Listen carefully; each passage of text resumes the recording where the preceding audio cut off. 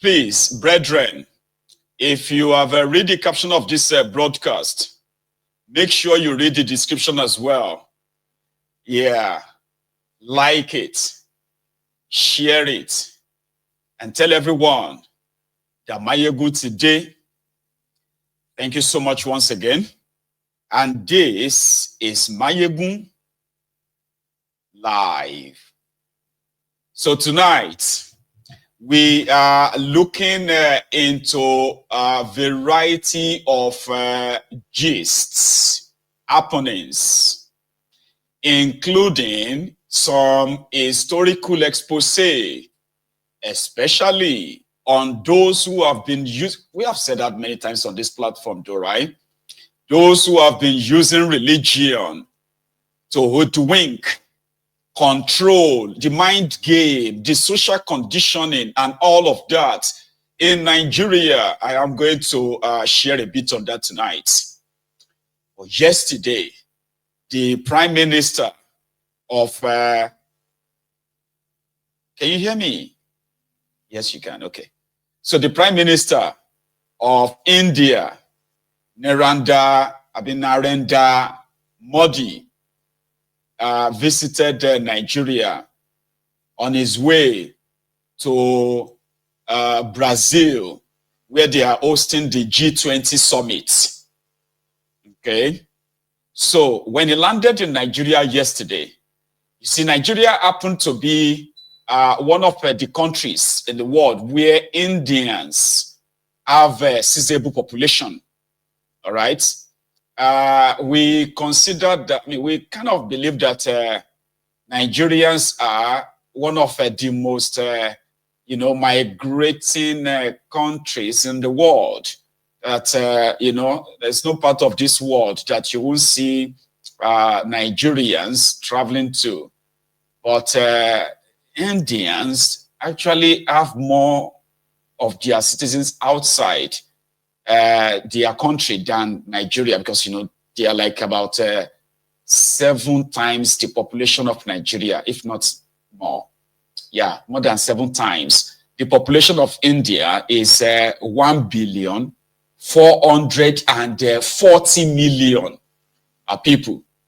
Okay, so they have a lot in common with Nigeria. And to those of you who have, everyone who's lived in Lagos before, you probably can attest to the Indian community in Lagos. I haven't lived in Abuja myself, so I don't know what their numbers, what their number is in Abuja.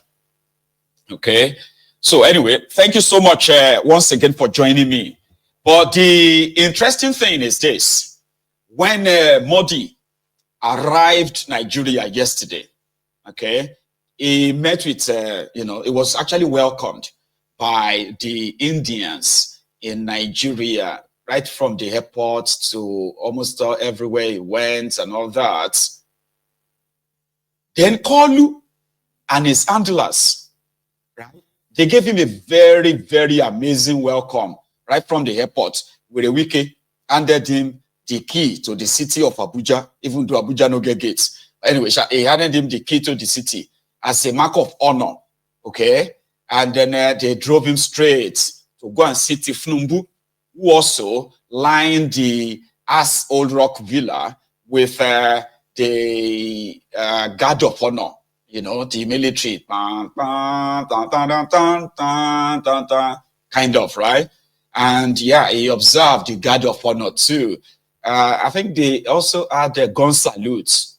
It was massive, as if to say Mordi came with some goodies. He didn't come with anything. It was just like a normal, normal head of state or head of government visits. But say Koolu has been fighting for legitimacy. He has been looking for legitimacy everywhere. Any little thing like this, they go overblow him, make him look like, oh, more. Do you know who visited me? So when you are not elected, when you rig yourself to power, and nobody really wanted you except the sewage dwellers, the ass lickers, the crumb eaters, the praise singers, who always feel like, even though nobody wants you, sure you get, oh yes, he's here, and there's nothing anybody can do about it. So the legitimacy battle, okay, makes Tifnumbu to, click to just anyone. And also a chance, okay, to make himself feel important too, as well. So when Mordi came to Nigeria, like I said, he didn't come with anything. He didn't bring anything. The last time Mordi and Tifnumbu met, it was around this time last year in Delhi, in India, when India hosted the G20 summit. Okay, I don't know if you remember that. Don't worry, I'm here. I can always give you a flashback. This was how Tifnumbu was welcomed in India back then, Sha. Be like a Megad who lost his way, just to remind you.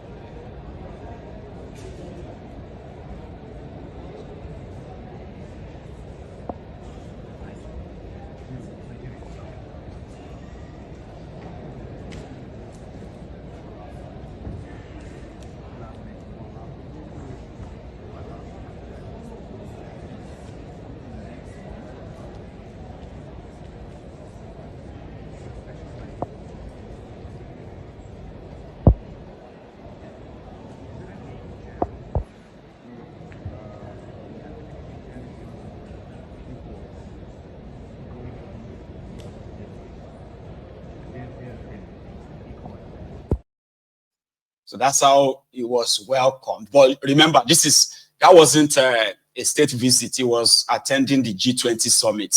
Then you need to see other photos, other pictures of Koolu. It'd be like Megad, the retired tout, the retired Agberu that got mixed up with in a wrong crowd, like it was somewhere that it wasn't meant to be. I mean, I should have probably shown you that picture, but that's not the point tonight. Okay. Then, the Akuri Niga Lai Lai, that half worry or something. You know that Akuri Niga Lai Lai, that one that can lie, in the face of obvious facts, it could still lie. Somebody that the university say this one can lie, and a dead man will rise. That was Akuri Niga Lai Lai. So they quickly penned a paper and they said, Indian Koolu signed a bilateral deal with Tifnumbu, as well as the governors that went with him. They said India was going to invest $14 billion. How many of you remember? It's been a year now. $14 they don't give to Nigeria. 14 shishi. Seriously. It was all over the media. Go and Google it. Nigeria signed a bilateral deal with India, 14 billion as achievement of Tifnumbu. Up to this moment, 14 kobo. Or you know that in Nigeria, right?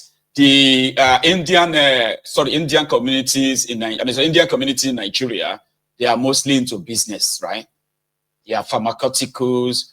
I think they are the ones who are doing the Bajaj motorcycles or Bajaj tricycle. What else? They are mostly into, manufacturing as well, and importation of or assembling of bicycles or motorcycles, right? Yeah. So they've been there before Koolu. So it's not as if to say now Koolu brought them. Okay, they've been there like forever. Okay. And in Lagos as well, they've had a very good fair share that they are already having their own island, like the Chinese, like the Lebanese in Lagos, where Koolu sold almost half of Lagos, recovered land to, right? The Eco-Atlantic. Abi? So this time around, when Mordi landed in Nigeria, it was to serious fanfare, including guard of honor. Let me show. Okay, hang on. When he arrived at the Old Rock, all right, and then after that, they gave him guard of honor and all that stuff. Which one should we go for first? Let's go for when he arrived.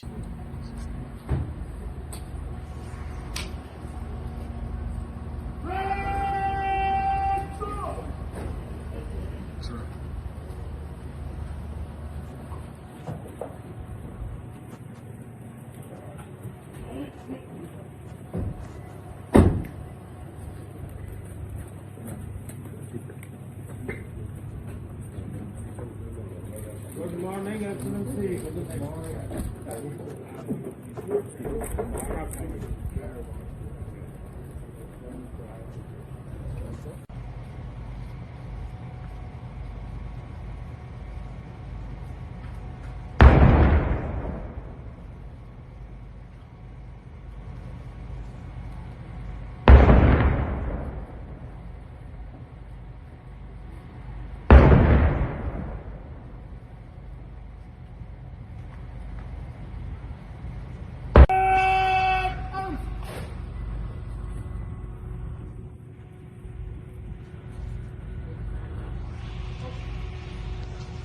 National salute! Freedom!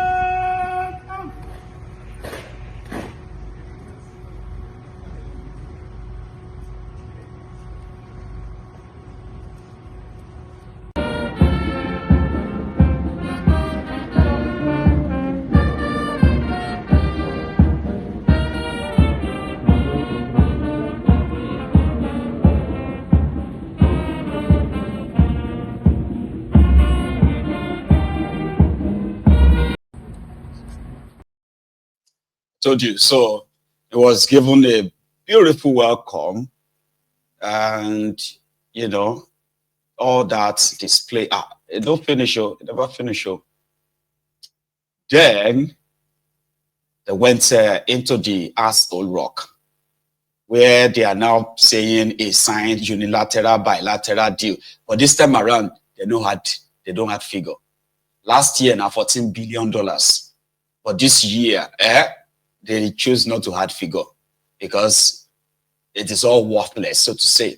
The guy just stopped by, right, to see his Indian citizens in Nigeria, see those ones that you could see, to go to some shrine and then did all of that Amtabasha sign like that, and then he quickly jumped into the plane on the way to Brazil, including Tifnumbu. Tifnumbu is also on his way to Brazil, but we'll come back to that, okay? So they went inside the room where Koolu started singing his praise. Listen.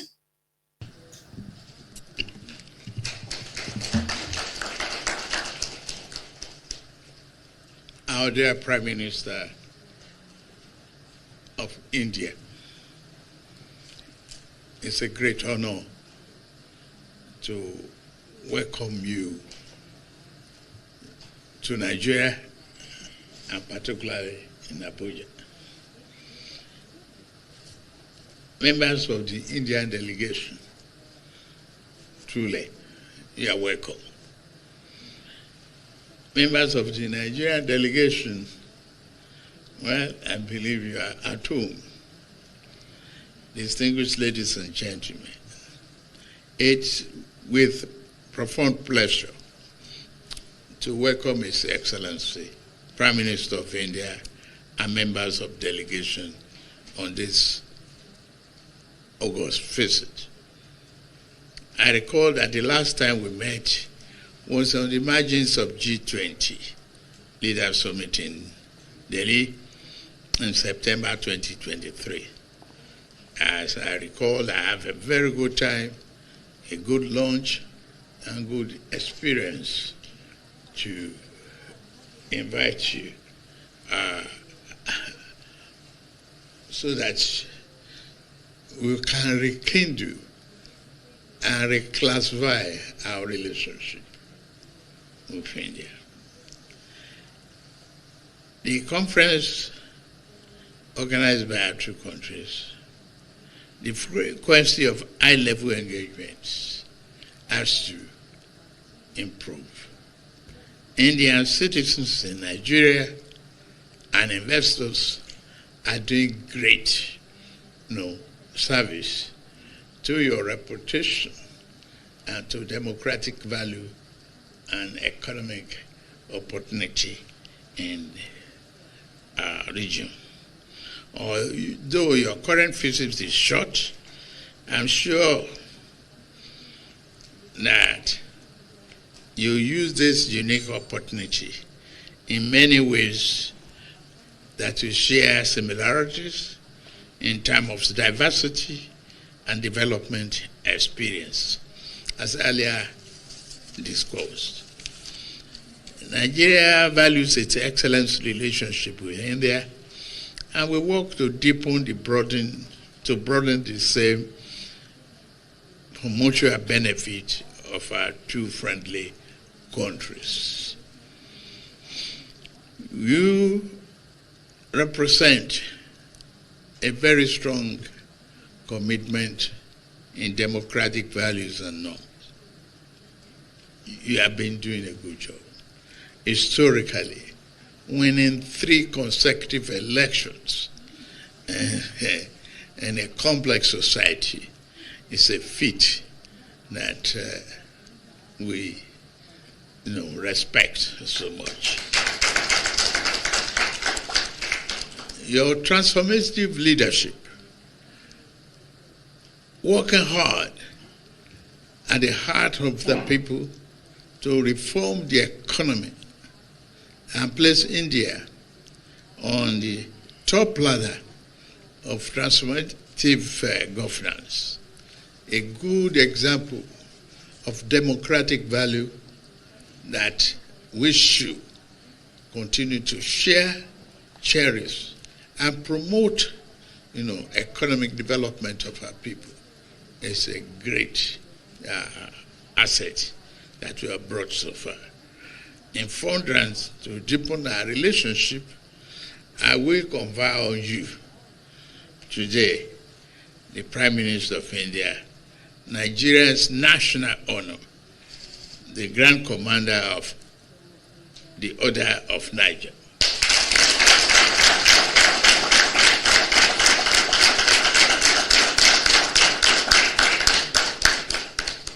This to signify Nigerian appreciation and commitment to India as a partner. You stood side by side with Nigeria on many fronts for many decades. Yes, our democracy is a quarter of a century old. You've navigated through Indian sectors and also ensure joint collaboration to maintain and strengthen our relationship. Let me end this by brief remark by expressing appreciation of His Excellency to you for the visit and being favorably disposed to our renewed vision of mutually beneficial bilateral relations with Nigeria. I'm confident that our discussions will enhance Nigeria's Indian relations on the basis of mutual respect and shared mission. It is therefore my honor and privilege to invite the Indian Prime Minister to join me in this discussion. Thank you very much for being here. Thank you very much, President Bola Ahmed Tinubu, President of Nigeria. I told you it was just supposed to be somebody we can't see a family member for Nigeria, but Koolu decided to make it a state visit. There's no state visit per se, but that's not even the issue. Apologies to those of you that felt like, must we watch or listen to this? The reason why I kind of played it is because he's reading it, so it can go over it quickly. So it would have been like a punishment if Koolu was just, doing this bulaba, bala, blue. That would have been a punishment. I would have warned you ahead. You know me, I would have warned you ahead. Say, hey, guys, please don't, Koolu decided to now bestow on Mordi the national honor that is reserved for the president of Nigeria, anybody who has been president or who is like a president or head of state in Nigeria, GCON. No, sorry, vice presidential people. I think that's what they give that to. That's it. GCON, Grand Commander of the Order of Niger. It is a military, it's a military title, so to say. And he gave it to Mordi, okay, in his effort to try to want to be relevant. Because that's what I see it as. Here you get. Tifnumbu trying as much as possible to try to want to be relevant, like with this battle for legitimacy. It may sound somehow to you because he is the president. What other relevance is he looking for? That's the problem. Inferiority complex. If you have studied Tifnumbu very well, since that last year, he has been battling with what is called inferiority complex. Person will no win election, but he is your president. The way he waka, the way he talks, and all of that, you can see it in it. I mean, I am partly psychologist, you know that. I'm a part-time psychologist. And I can tell you, somebody who just needs this validation, somebody who just want to like, who just want to major in minor, kind of like, irrelevance, to make them look so important. So, bilateral trade, unilateral trade agreement. Oh, okay. So they said that they are going to sell Nigeria crude oil to India. Nigeria don't they sell crude oil to India? No be today. India is interested in Nigerian mining sector. Now, Indians are like Chinese. They are already in the mining sector in Nigeria. It is not Mordi that is going to make Indians involved in mining in Nigeria. India. In fact, the person who is the co-CEO, I've been a vice CEO to Dangote, is Indian. If you go to Dangote refinery, more than 40% of those engineers working in Dangote refineries, I'm just being generous, so some said like more than 60% of engineers in Dangote refineries, they are Indians. More than 50% of Dangote staff in the Dangote refineries, they are Indians. So Indians are already involved in almost all sectors in Nigeria. But Tifnumbu, in his efforts trying to look relevant, trying to make it look like he's doing something. And this is the problem, right? If he's actually doing something, you will feel it too. But when somebody is trying to, is battling with legitimacy, because he's an illegitimate president, you know that. He didn't win any election in that place. Let's start with that one. So even if Rolukus are saying, cry today, you can cry for it. It's not, see, you are the ones crying. Somebody will no win election is destroying the contraption. And every single, in fact, every little thing, sometimes they will have to blow it out of proportion to make it look like, can you imagine? Indian president in Nigeria, Indian prime minister. Indian prime minister in Nigeria. India is also India and Nigeria, they are sharing the poverty capital in the world. The number of poor people in India, they doubled the population of Nigeria. If the population of Nigeria is, for example, 250 million, the poor people in India, they are over 600 million. I'm not making it up. Internet is go and check it. The number of poor people in India. India was supposed to be the poverty capital of the world, but because of their population size, here you get, in the last decade, the Indian government, they have been pulling people out of poverty. Here you get now, like, instead of more people to become poorer in India, India used to be like a shithole. Like, it is still a shithole. You get me now? It's a shithole. But when you compare the number of people that they have lifted through education, through enterprises and all of that stuff, they are like, if they are not like 1.4, up almost 1.5 billion, they would have been better off. You get now. India would have been like, let's say if India was like a population of 400 million, there's possibility that the poor people in India may be less than 50 million. But because the population of India is so massive, about nearly 1.5 billion people. The poor people in India, they double the population of Nigeria. They are more than 500